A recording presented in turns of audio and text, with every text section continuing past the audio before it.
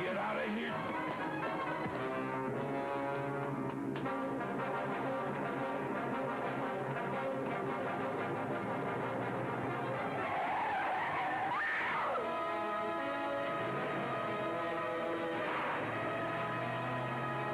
Let's get out of here.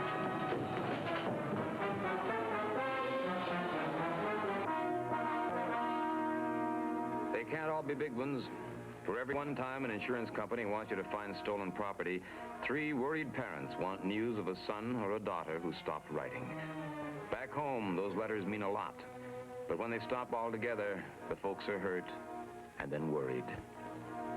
They don't want to go to the police, so they come to guys like me. They've read how many girls come to New York every year and disappear. They're sure it won't happen to theirs, but sometimes it does. Her last address was in the upper 60s. It was a reasonable neighborhood, not too expensive, not too run down. But Susan Hackett didn't live here anymore. They had no forwarding address because she'd left owing 2 months' rent. They'd like to know where she was now, too. The only other lead I had was that she had enrolled in a school of drama. It had the high-sounding name of Carlson Institute of Dramatic Art. They might have a later address. The Institute certainly didn't look like any cradle of Hollywood stars. It looked more like a meeting of the beat generation suffering for art's sake. It's hard to believe, but groups like this have produced some of our best actors, as well as some of our worst.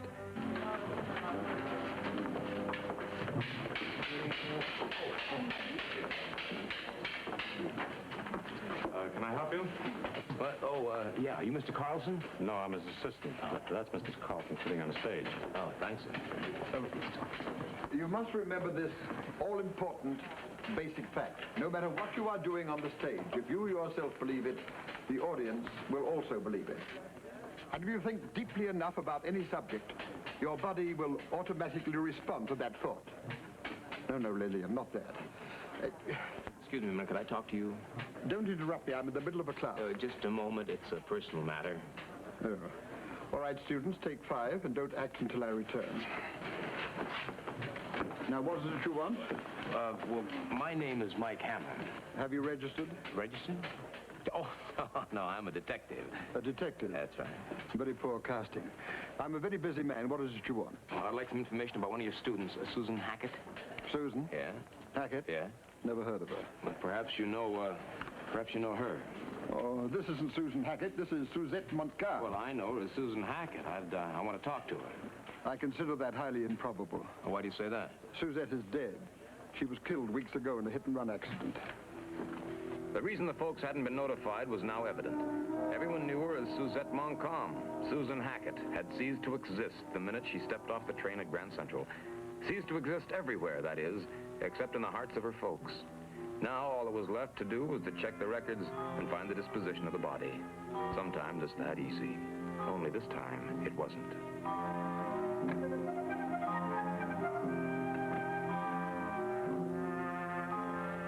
Official police records gave me more information about Suzette Montcalm. She'd shared an apartment on East 61st Street with a Shelley Lewis, who'd claimed the body for burial.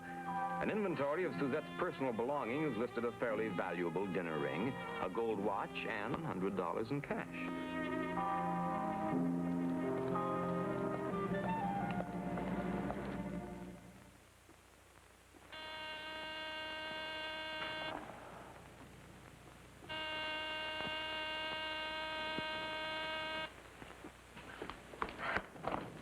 Yes? Shelley Lewis? Yes? Well, my name's Mike Hammer. I'm representing the Suzette Montcalm family. I didn't know Suzette had any family. Won't you come in? Thanks. Oh, would you excuse all this? I was just under the sun lamp. Oh, sure. Won't you sit down? Yeah. You know, I think you are making a mistake. I'm quite sure Suzette didn't have any family. No mistake. Her real name was Susan Hackett. See, her folks got worried about her, and they asked me to check on her here in New York. You know, of course, that Suzette is dead. Yeah, I found out about it today. Susan Hackett? Well, I don't know what to say. I mean, I always knew her as Suzette. At least that's the name she used at the Institute. Oh, do you go to school there, too? Uh-huh. That's where we met and came to double up here. Oh, I see. Well, I just thought that you might like her parents' home address you might want to send her things on to. Oh, yes, wait, I'll get a pencil. All right.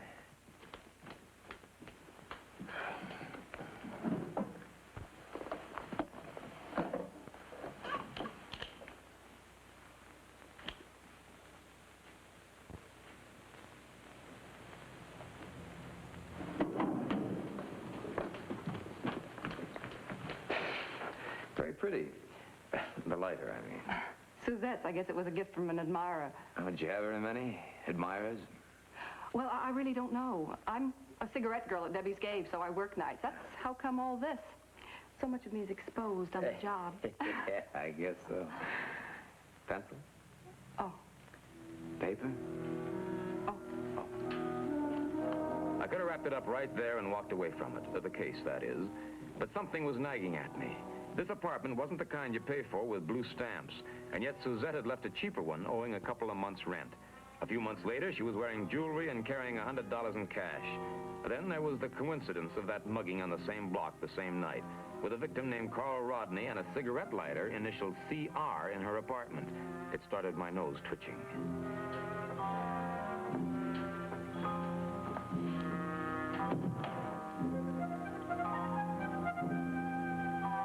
A telephone call provided the information that Carl Rodney had an office at 385 Park Avenue. It was still early. I hadn't given Suzette Moncombe's parents a full day's work yet, so I decided to drop by and satisfy my curiosity. It was just a shot in the dark, but a mugger would have to be crazy to strike on a block where there'd been a fatal accident. There were always lab men gathering physical evidence at the scene. That is, unless they had jumped Rodney before the accident. Rodney's attitude made me even more suspicious. He was hiding something. It showed in everything he said. He didn't want to answer my questions. He wanted less to antagonize me. Look, Mr. Hammer, I appreciate your interest in this matter, but I'd prefer to drop the subject. After all, my losses were negligible. Yeah, well, my client's wasn't. She lost her life. I don't understand you. Well, surely you must know that a girl was killed in that same block that you were mugged in on that same night. Yes, I read about it in the papers. It was an accident, a hit-and-run killing. As far as I'm concerned, that's all there was to it. Well, then I'll be frank.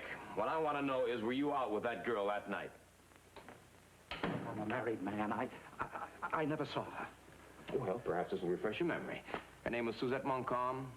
No. No? Well, that was taken a while ago. Here's a more recent picture. Her last one's, a matter of fact, taken in the morgue. Take it away. What do you want from me? I want to know, were you out with Suzette Moncombe? Look, this is my office. You have no right to come in here and question me. The police have. The police have already questioned me. They're quite satisfied. They won't be, not when they hear my story. Look, why are you doing this? Nothing can bring Suzette back. But if this should get out, you just don't know my wife. That you were out with Suzette that night? Yes. Well, why didn't you say so in the first place? I think you were set up for that job. What do you mean? You walked that night in that neighborhood despite the fact that it was after midnight. Now, was that your idea? No. Suzette suggested it. She said she wanted some fresh air. Fresh air. She walked you right into a setup. If it hadn't have been for the accident that killed her, it never would have created any attention. And you would never report it to the police, that mugging, would you? No. I can't believe it. She seemed like such a nice kid. Oh, very nice and very enterprising. Why, in a few months, she went from not being able to pay her rent to wandering around with a bankroll in her pocket. Very enterprising. By the way, where did you meet that girl? A little place in the village called Debbie's Cave. The cigarette girl introduced us. Now, that cigarette girl's name wouldn't happen to be Shelley Lewis, would it? Yes, how did you know? I read tea leaves. Well, that's the way it is in this business. One question leads to another. Shelley Lewis had forgotten to mention to me that she had introduced Suzette to Carl Rodney. I was curious about that lapse of memory. Now we come to the use of the hands. Remember, use them only when you have to. Never let them fluff around like you Oh, do. Mike, what are you doing down here? Well, I wanted to see you. Oh, well, that's very flattering, but I've got to... How about Suzette? Oh, Mike, I don't want to talk about Suzette. Miss Lewis, if you please. One does not entertain here. After all... Oh, it's the detective person. Yeah. I thought we'd answered all your questions. Well, there are a few more. Yes, well, would you mind taking your friend into my office? Yes. I hate to have any distraction during class. I'm sorry. All right, students, we'll take up where I left off. Hey, I didn't say anything. Listen, Mike, I have to make this brief. I have to get back to class. All right, it'll be very brief. You forgot to tell me that you introduced Carl Rodney to Suzette. Carl Rodney, well, what's he got to do with He it? was beaten up and robbed the same night that Suzette was killed. So? So I think that she was with him. I think she set him up. I don't believe it. I'm telling you. Now, did you introduce him? Yeah? Well, why didn't you tell me? Well, why should I? Mike, Suzette is dead. Well, now, why should I tell you that she was broke and that I introduced her to a couple of guys so that she could at least get a meal, maybe a job? Why do her folks have to know that? Now, what makes you think I'd tell her folks that? Well, that's what you're being paid for, isn't it, to dig dirt? Oh, no, wait a minute. And now you're trying to tell me that she was implicated in a robbery. Well, I just don't believe Well, it. I'm afraid it's true, honey. She walked him down that street, and then when those mugs jumped him in the alley, she ran out of the alley without screaming. She just ran. Well, isn't that natural? To run, yeah, but not to yell no, not unless she knew the muggers. Oh, Mike, I've got to convince you that you're wrong. Shelley's dance class is starting. Okay. Mike, I can't talk now. Besides, I don't want to discuss Suzette's affairs here. Well, where and when? Well, can I call you later at your office when I'm free to talk? And Mike, you're wrong about Suzette. Shelley, we're waiting. Yeah, you'll have to prove that to me, honey.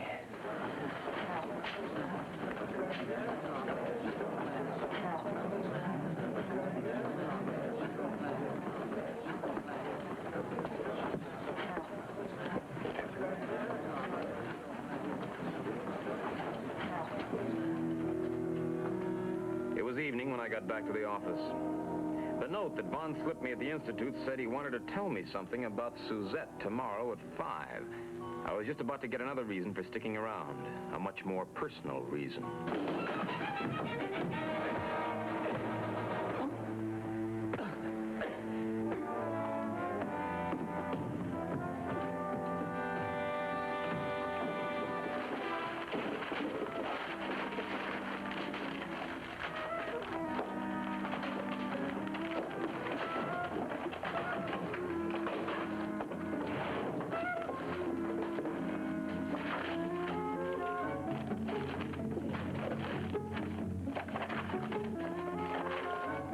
There's nothing to the file.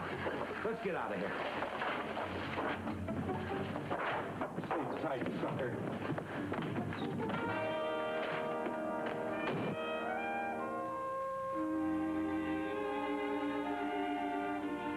When I woke up, I had the granddaddy of all headaches.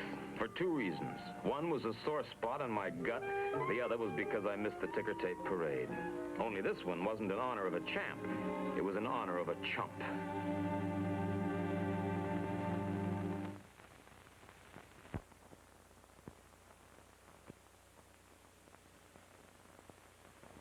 The next morning, I was in no hurry to get to the office. But a mess like that is like anything else. It won't go away just because you close your eyes and pretend it isn't there. Sooner or later, you have to open your eyes. Oh, it was tempting. But the arson squad would never understand.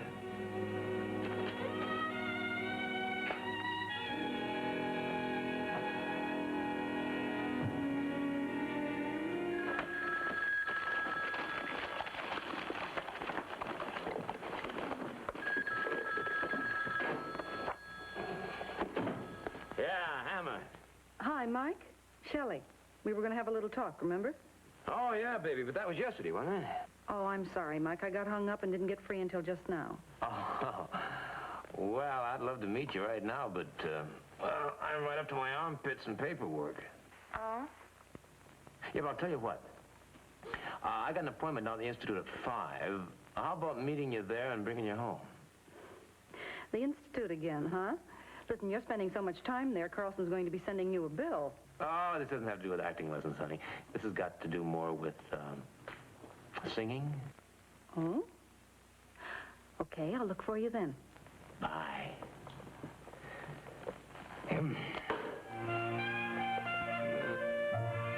I was a little late in getting away from the office, but I figured they'd be busy with their play acting and I'd never be missed.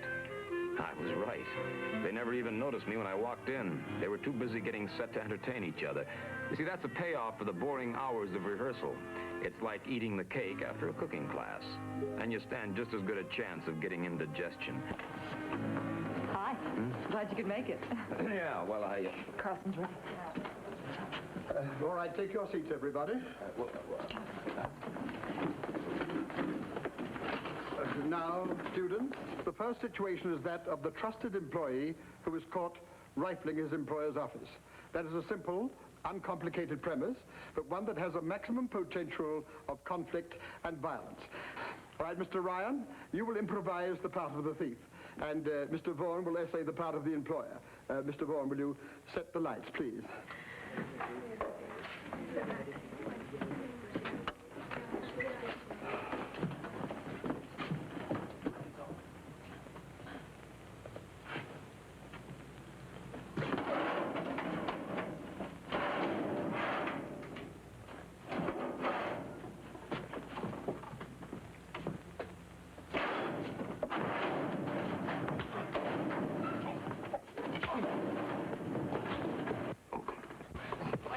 These guys are going at it like it was for real. Oh, without realism, you have nothing, Mike. That's the essence of method. What's the method?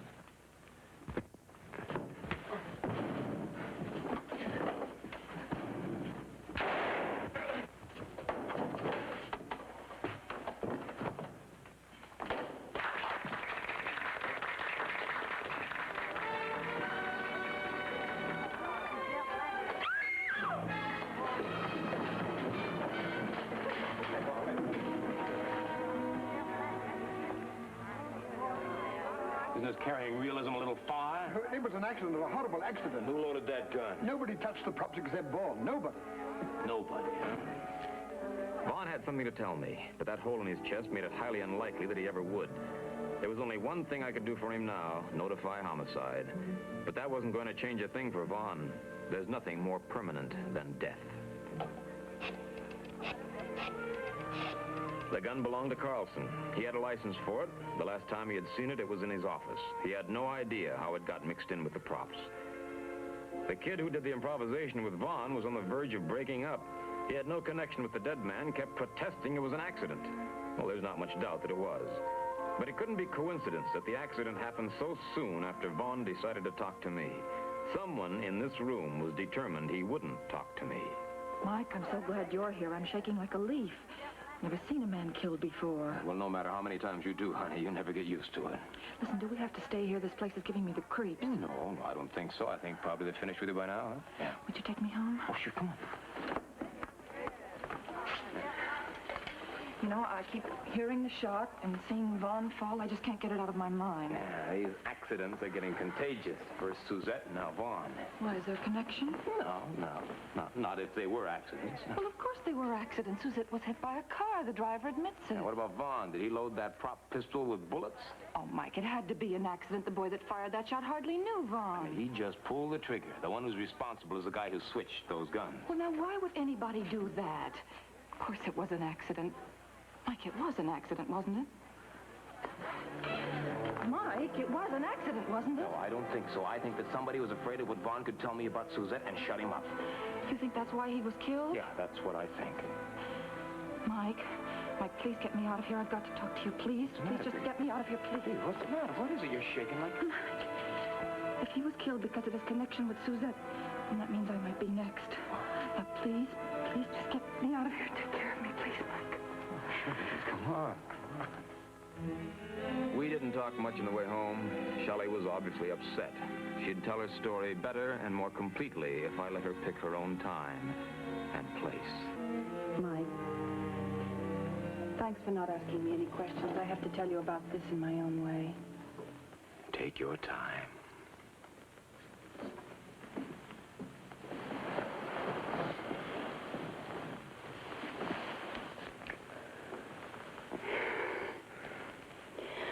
Mike, I didn't tell you the truth. Well, I didn't lie to you, but I just didn't tell you the whole truth either. You mean you knew about Suzette? Well, I tried not to think about it. Tried to close my eyes to everything that was going on. What was going on? was Vaughn, Mike. He was in love with Suzette. He wouldn't leave her alone. Well, that makes sense. She was a very attractive girl. Yes, but she didn't like him. She let him stay around as though he had something on her. And, Mike, it wasn't until tonight that I realized what it was. Vaughn was behind the mugging. Now, how do you know that?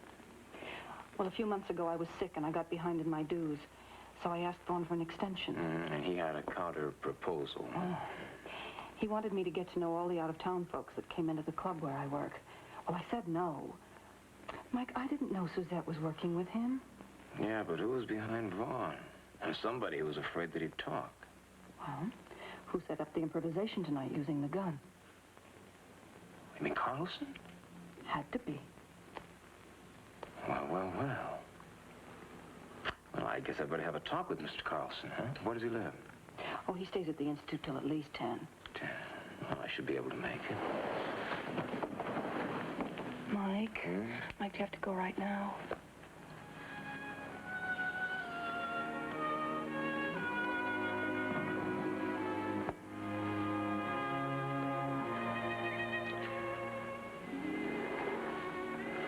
No, I better go. Mike, what are you going to do? Oh, I got an idea running around in my head. Small improvisation of my own. I'll let you know how it turns out.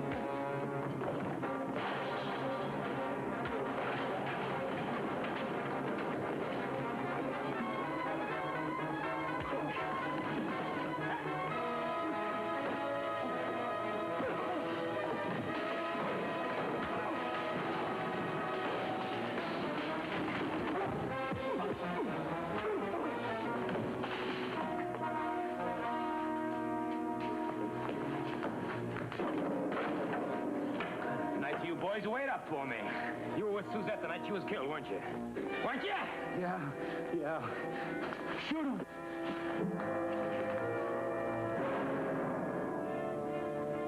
Oh, no, baby. Oh, no, I was praying so hard it wouldn't be you. It's a shame, you know.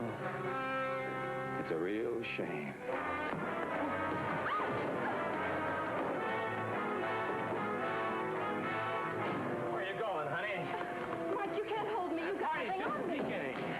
Nothing on you, just murder, honey. It's a little matter of murder. No, Mike, that isn't true. No? Well, then maybe the fellas did it. Yes, Mike, yes, because I didn't. You hear that, fellas? Suckers. She did it. She switched the guns. She knew Bob was going to talk. Mike, listen to me, Mike. I'll make a deal with you. I'll tell you about how they mugged a half a dozen guys. Mike, please listen to me. Here, tell it to the district attorney, honey. He's got a much better ear than I have. He just loves to hear a canary sing. Well, I must say, Mr. Habit, that you're very direct in your operation. Well, I'm just taking a page out of your notebook, Professor. Realism, don't pull your punches, all that sort of thing. You might make an actor at that, properly cast. No technique, of course, but it might be interesting to start with such raw material. What do you mean, no technique? You want to see me handle one of those, what do you call them, improvisations? Huh? Excuse me. Now, the situation is this. The sailor just come home from leave, and his girlfriend's waiting for him on the dock. Now, I think it might go something like this.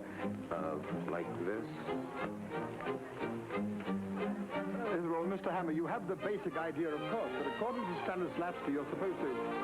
Mr. Hammer, according to Stanislavski, you're supposed to...